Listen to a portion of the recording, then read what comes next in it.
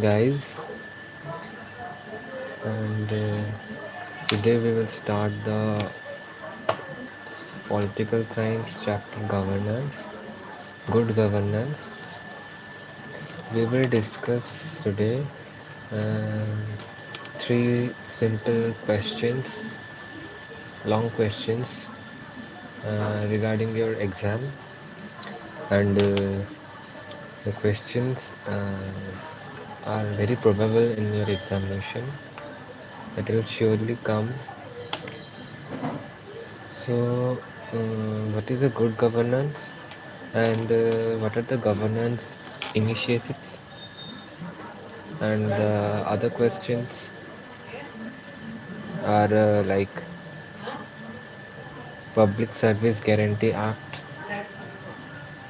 which is very important and a key point of the good governance. And the last one is what is e-governance, which is surely very important in your examinations.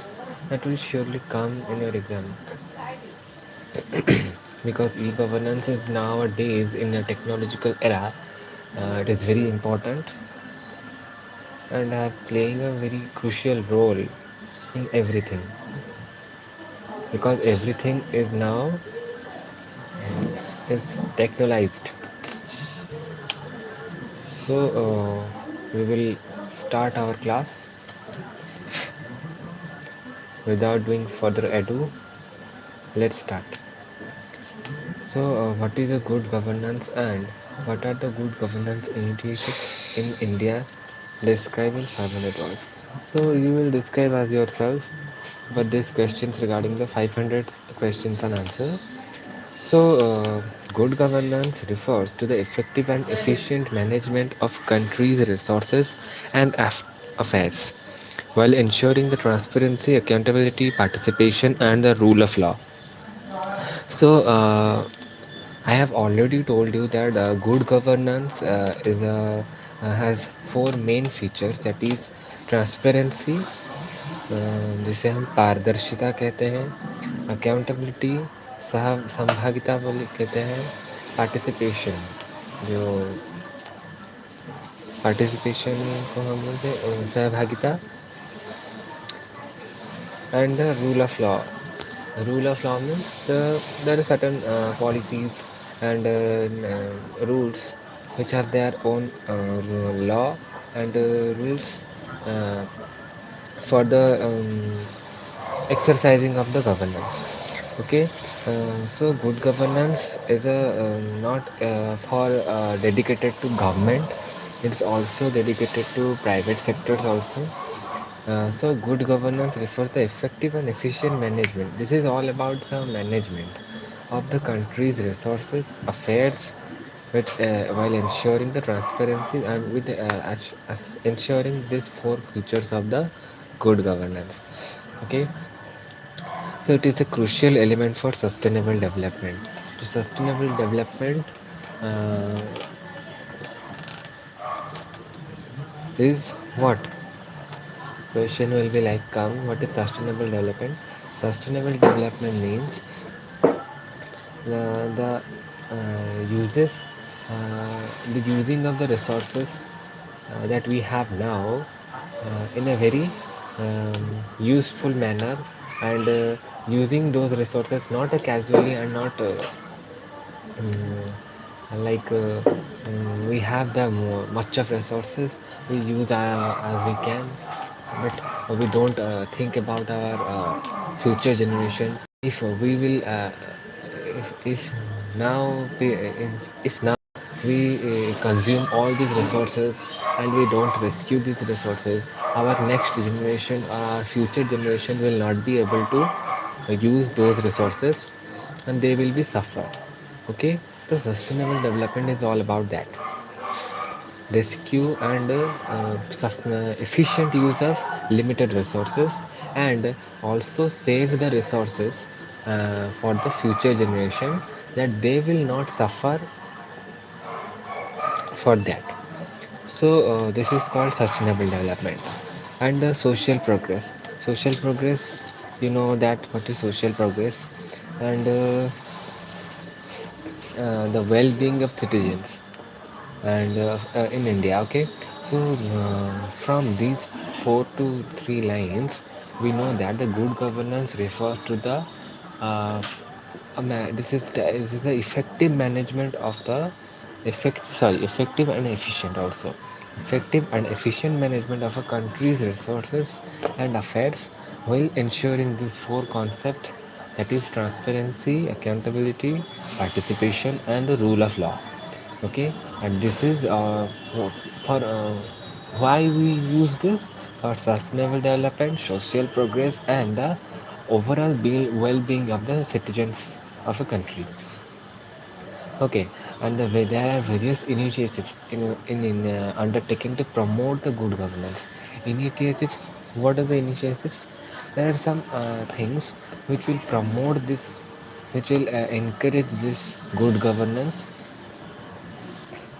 to the citizens. Okay, one of the prominent initiatives is the Digital India program. Okay, in 2015, the Digital India program is launched. This is initiative aims to transform India into a digitally empowered society and knowledge economy by expanding the digital infrastructure, providing digital services, and ensuring the digital literacy. Through increased digital connectivity, citizens can access government services, information, and resources more easily, contributing to greater transparency and efficiency. Here is the main concept, that is the feature we have studied, that the transparency. How the transparency will be uh, come into work through the Digital India program, which has launched in 2015, and this is aimed to transform everything should be digital. Okay, there is no such paperwork, there is no such literal manual work. Everything should be in a computer work or in a digital work. Okay, so digitally empowered society, our foreign countries are also digitally empowered. They are using digital things, and they are very developed. So we also have to accept and use these digital things for expanding our knowledge and uh, digital infrastructure. Infrastructure means the providing the digital services. Digital services, there are so many digital services. You have also using digital services by the government, provided by government, and ensuring the digital literacy. What is the digital literacy? Education will be provided through the digital form. Okay, and through the increased digital connectivity, the citizens can access the government services, information, and resources more easily, and contributing to the greater transparency and efficiency. So then the Swachh Bharat Abhiyan or Cleanliness in India campaign. So, okay, so it is another significant initiative launched in 2014, focused on the improving the sanitation and cleanliness across the country by building the toilets, promoting hygiene, and the creating awareness about the cleanliness. The initiative addresses a critical social issue and enhances the quality life of millions of Indians.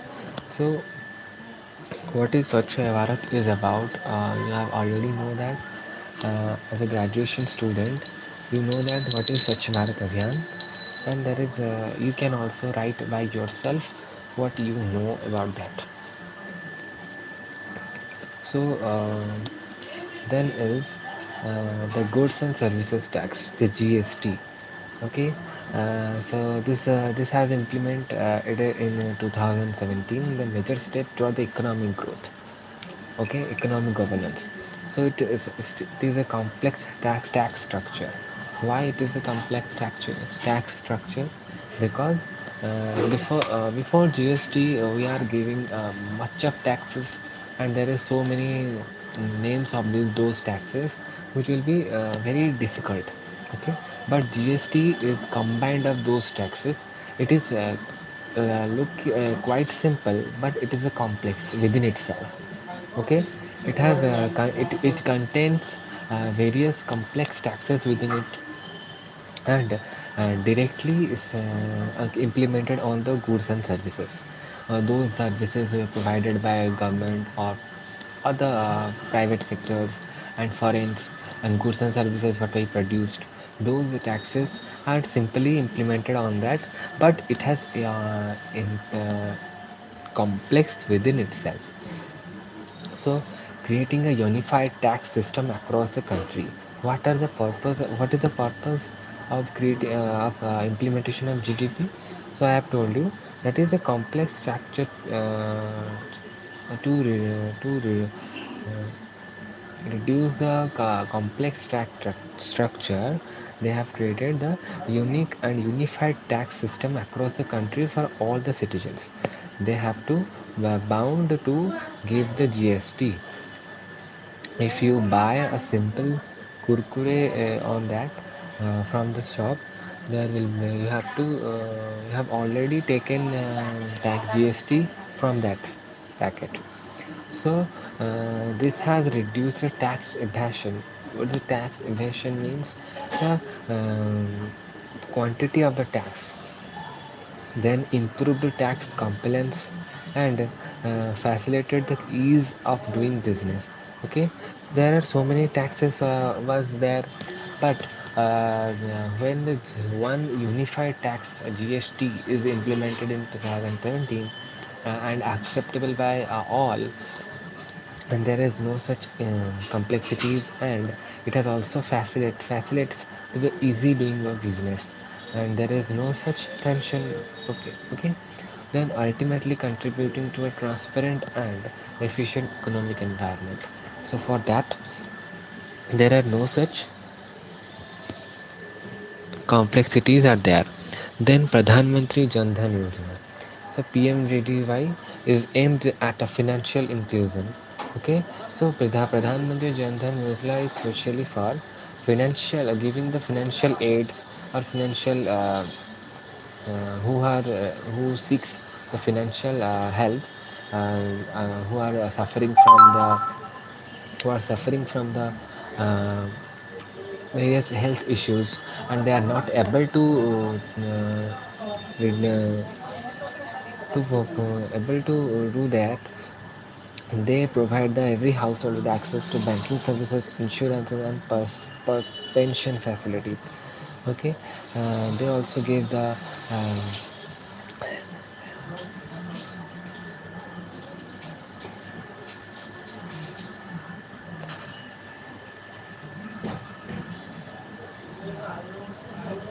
so by bringing the unprivileged into the formal financial sector, this initiative enhances the economic participation and reduces poverty. There are various financial aids like transfer payments like pensions, insurance, banking services. This is a small step to reduce the poverty and improve the local economic participation in the country. Then the direct benefit transfer, that is DBT system, is another transformative initiative that ensures the government subsidies and benefits. Okay, the DBT is another type of transfer payment is given to the people that in the form of subsidies and beneficiaries bank. Okay, accounts minimizing the leakage and corruption. This method improves the effectiveness of social welfare programs and reduce the bureaucratic hurdles. So, in the field of education, the Sarva Shiksha Abhiyan (SSA) strives universal elementary education. तो सभी के लिए शिक्षा होनी चाहिए, सभी ये पढ़ेंगे तो सभी बढ़ेंगे. तो by focusing on enrollment, retention, and the quality of education, this initiative enhances literacy rates and equips the younger generation with skills and better opportunities. Okay, so if all if the next generation will be a skillful generation, will produce a skillful generation. And the Make in India campaign boosts the manufacturing and the create jobs. Launched in 2014, it encourages both domestic and foreign companies to invest in manufacturing sectors. Okay, the Make in India program that created for manufacturing, investing, and creating jobs, which will encourage on domestic as well as foreign sectors, and lending the economic growth and employment generation. Moreover, there's initiative like Beti Bachao, Beti Padhao, like Ujjwala Yojana, address gender equality, women's empowerment, and also addressing the health and environmental concerns. So, overall, those policies and laws and some programs and launched in recent 5 to 6 years, you have to write that, and this is called also the good governance initiatives. Okay, so coming to our next question, what are the Public Service Guarantee Act? Okay, what is Public Service Guarantee Act? What do you understand from this Public Service Guarantee Act? This means there is everyone should have the right, and they have the right to get the services and for from the government. Okay, it is a fundamental right. If there are many rights and there are many services which is for a people that is eligible for that services, and this is their right to get that services from the government, and there is no one to uh, bound him to get their services. Okay, so this Public Service Guarantee Act, PSGA, is also known as the Right to Public Services Act.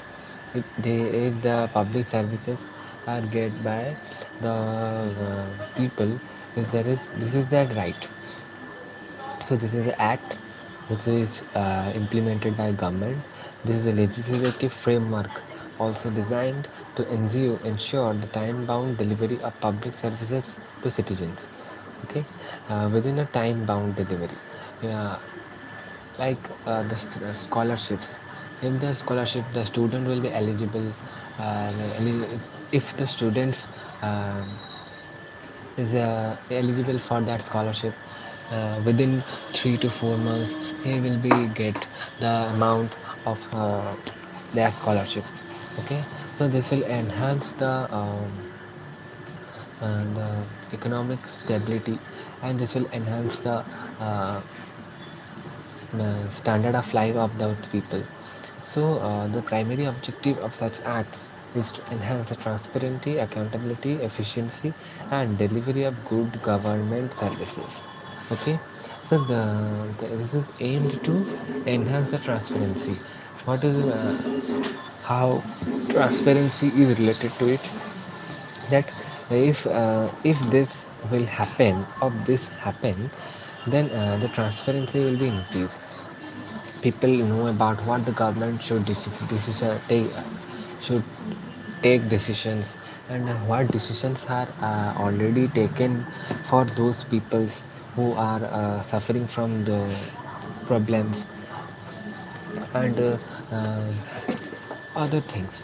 So this will make the a type of transparency, accountability, and the efficiency in the delivery of goods and government services, ultimately leading to improve the citizen satisfaction and reducing the corruption. So through this, there is a direct relationship between the government and the citizens. There is no such middleman is required to corrupt. So, the concept of the Public Service Guarantee Act is to establish a legal right for citizens to receive specific public services within a stipulated time frame. So, the Public Service Guarantee Act is why established this is the legal right, okay, to the citizens that they are receive a specific public services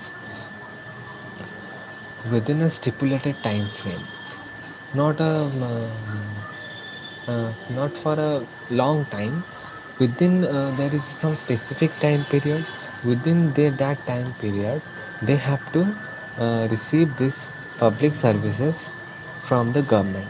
These acts typically cover a range of essential services, including issuance of certificates. What is the certificates like? Caste certificate and rental certificate, and there are so many certificates and permits, enlightenments, sorry, entitlements related to social welfare programs, and these acts sets a clear guidelines for the service delivery, specifies maximum time limits for each service, and mandates penalties for officials failing to meet these commitments. If those officials fail to give their services within the time boundary, there is also that rule. They give the penalties to the um, people who have suffered for those people. So one example is the Madhya Pradesh Lok Seva Guarantee Adhiniyam, that is Public Service Guarantee Act of Madhya Pradesh, that's enacted in 2010. Under this act, citizens are entitled to receive services such as caste certificate, income certificate, and land record within a specified time period. Everyone, okay, failing which the designated officer can be fined. Okay. Another example is the Jharkhand Right to Public Service Act, which came into effect in 2011. This act covers services like ration card issuance, pension disbursement, and the birth and death certificates. If a service is not provided within the stipulated time frame, this is designate officer. Those officers are designated for that specific work. They have to pay the penalty to the citizens for their delays. Then the key points of the Public Service Guarantee Acts. What are the key services? What are the services uh, give they? Then the scope of services. What is the scope of the services? These acts generally list the services that are covered, which can vary from state to state.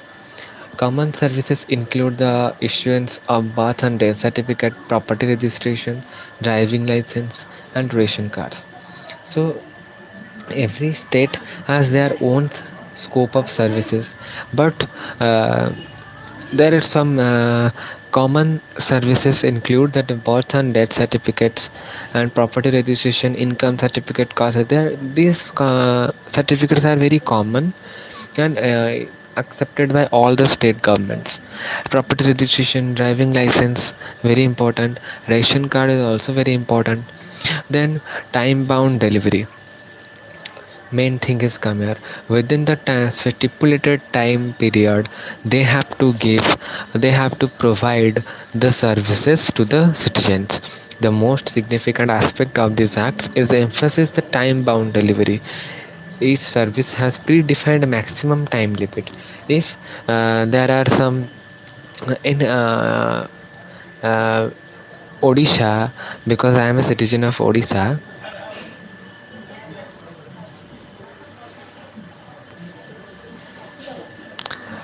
So there are maximum limit of getting the caste certificate and income certificate is 1 to 1.5 month. If this exceeds, then it will be uh, finable. So citizens charter. What is citizens charter? That is Public Service Guarantee Act often include a citizens charter. Citizens charters means there is a specific chat of citizen for the citizens to what the services they will be get by the pub. government, and in which time period, and what are the benefits of those things, and they will be they have to write all the informations and the services they are eligible for that. So public service guarantee acts often include a citizens charter that provides the information about the services, what are the services they have government had launched, and how they can be applied for that, how they will be eligible for that. Then and the procedure of lodging complaints in the case of delays, if they are eligible, if they have applied, they have applied for that services, if they are getting delays, they in that case they also complain, lodge a complaint against that. Penalties: these acts incorporate the provisions for penalties that government officials or departments have to pay if they fail to deliver those services within the stipulated time. This financial disincentive encourages timely service delivery. And you also get understood this thing. And grievance redressal mechanism. Okay, what is this? Now, a robust grievance redressal mechanism is usually established, allowing citizens to file complaints if the services are not provided within a specified time frame. This mechanism ensures the accountability and transparency. So the grievance redressal mechanism is established for the allowing the citizens, if they can file the complaints against against those, if they are not giving the services, or they are not able to provide those services within this time period. So they can complain against them, and the other further work will be taken by government. Then awareness and monitoring. Government authorities are responsible for raising awareness about the services covered by the Act and their associated time frames. Monitoring the mechanisms are also established to ensure the compliance. So awareness and monitoring. What do I mean by awareness? Everyone they have right to know that what are the policies, laws, rules has government implemented, how they are can be eligible, how they can take the benefits of those services.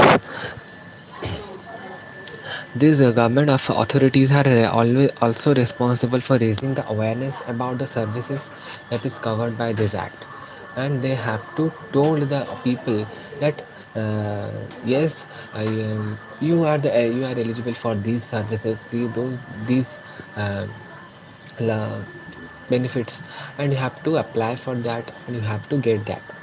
Okay, and they will make the awareness, and they also monitor the mechanisms to establish the ensure the compliance. So public service guarantee act plays a crucial role. So this is a short brief of what we have studied from above, that crucial role in transferring the relationship between the citizens and government.